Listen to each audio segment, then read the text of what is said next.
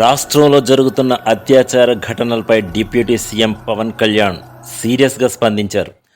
క్రిమినల్స్కు కులం మతం అనేవి ఉండవని పోలీసులకు ఎన్నిసార్లు చెప్పాలని ఫైర్ అయ్యారు. సోమవారం పిఠాపురం పర్యటనలో ఉన్న పవన్ కళ్యాణ్ రాష్ట్రంలో నెలకొన్న పరిస్థితులపై ఆగ్రహం వ్యక్తం చేశారు. అత్యాచారాలకు పాల్పడిన కేసుల్లో నిందితుల్ని అరెస్టు చేయడంలో కులం అడ్డొస్తోందా?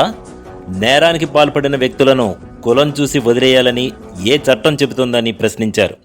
నిందితుల్లో తమ బంధువులున్నా సరే వాళ్ళని మడత పెట్టి కొట్టాలన్నారు. నేరం చేసిన వారు బయట తిరుగుతుంటే అధికారులు ఏం చేస్తున్నారని నిలదీశారు. ఎస్పీలు, అధికారులు రాష్ట్రంలో శాంతి భద్రతలు ముఖ్యమన్న విషయం గుర్తుంచుకోవాలన్నారు. హోంమంత్రి అనిత రాష్ట్రంలో జరుగుతున్న ఘటనలకు బాధ్యత వహించాలని సూచించారు. హోంశాఖ కూడా తానే తీసుకోవాల్సిందన్న పవన్, తానే హోంమంత్రిని అయ్యుంటే పరిస్థితి మరోలా ఉండేదన్నారు. సోషల్ మీడియాలో పోస్టులు పెట్టి భావ ప్రకటన స్వేచ్ఛ అంటున్నారని, అధికారంలో ఉన్నాం కాబట్టే సైలెంట్గా ఉంటున్నామని, లేదంటే తామేంటో చూపించేవారమని సంచలన వ్యాఖ్యలు చేశారు. తమది ప్రతీకార ప్రభుత్వం కాదు, అలాగని చేతకాని ప్రభుత్వం కూడా కాదన్నారు.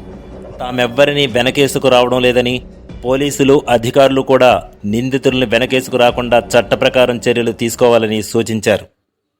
రాష్ట్రంలో శాంతి భద్రతలపై పవన్ కళ్యాణ్ చేసిన వ్యాఖ్యలు ఏపీ రాజకీయాల్లో తీవ్ర దుమ్మారాన్ని రేపుతున్నాయి. ఏపీలో లా అండ్ ఆర్డర్ పరిస్థితి ఎలా ఉందో పవన్ కళ్యాణ్ చేసిన వ్యాఖ్యలను చూస్తేనే అర్థమవుతోందని వైసీపీ నేతలు విమర్శలు గుప్పించారు. ఇటు కొందరు మంత్రులతో పాటు కూటమి నేతలు సైతం పవన్ చేసిన వ్యాఖ్యలను సమర్థించారు. దీంతో కూటమి ప్రభుత్వం ఇరకాటులో పడ్డట్టు అయింది. తాజాగా పవన్ తనపై చేసిన వ్యాఖ్యలపై హోంమంత్రి అనిత స్పందించారు. పవన్ కళ్యాణ్ అన్న దాంట్లో తప్పేమీ లేదు. రాష్ట్రంలో శాంతి భద్రతలపై సీఎం చంద్రబాబు, నేను, పోలీసులు ఎప్పటికప్పుడు చర్చిస్తున్నాం. తమలో పవన్ కళ్యాణ్ కూడా ఒక భాగమే. ఆయనకు అన్ని విషయాలు తెలుసు కాబట్టి మాట్లాడారు. పవన్ కళ్యాణ్ మాట్లాడిన దానికి కారణాలు వెతకాల్సిన అవసరం కూడా లేదు. ఆయన ఏ కేసు విషయంలో ఆగ్రహంగా ఉన్నారో నాకు తెలుసు. త్వరలోనే ఆయనతో మాట్లాడుతా. పిఠాపురం సభలో మాట్లాడిన దానిలో ఎలాంటి రాజకీయ కోణం లేదని నాకు కూడా తెలుసంటూ పవన్ తనపై చేసిన వ్యాఖ్యలపై హోంమంత్రి అనిత వివరణ ఇచ్చారు. చివరిగా చిన్న రిక్వెస్ట్ అండి.